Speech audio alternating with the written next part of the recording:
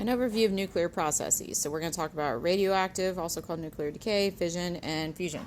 So radioactive decay is when an unstable nucleus emits matter and or energy and is trying to reach a point where it becomes stable. It doesn't always do that after the first decay, and that's when you get like this decay chain. But there are 5 types that you may or may not have talked about in your chemistry class. The first kind is alpha decay, and the radioactive particle released there is 4,2 helium.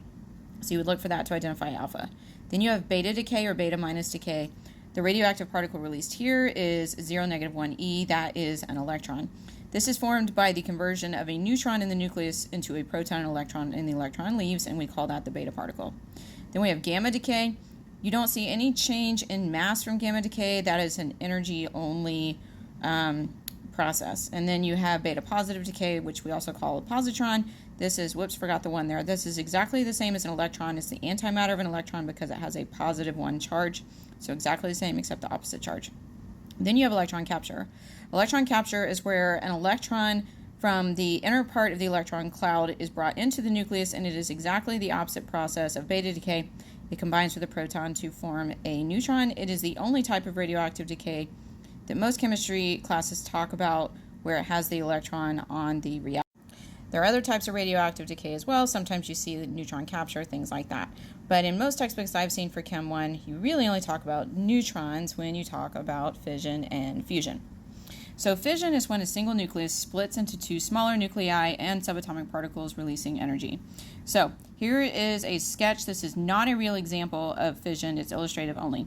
But you have a neutron comes in, and then this is an unstable nucleus. The neutron collides with the unstable nucleus and it splits into 2 parts. These 2 parts are not necessarily even, but they are smaller than the original. They sum up to give the original all of these parts all together. So this part, and these 3 neutrons would sum up to give this. But these parts are relatively large compared to, say, the decay particles. Okay, and then these neutrons are free to go collide with another neighboring molecule, which would go through fission, and that causes what we call a chain reaction.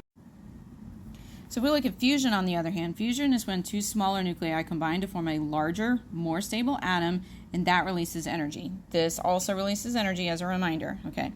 So for example, this is tritium and this is deuterium. So tritium and deuterium, which are both isotopes of hydrogen, can come together to form 4,2 helium and kick out a neutron. This is a real example of fusion.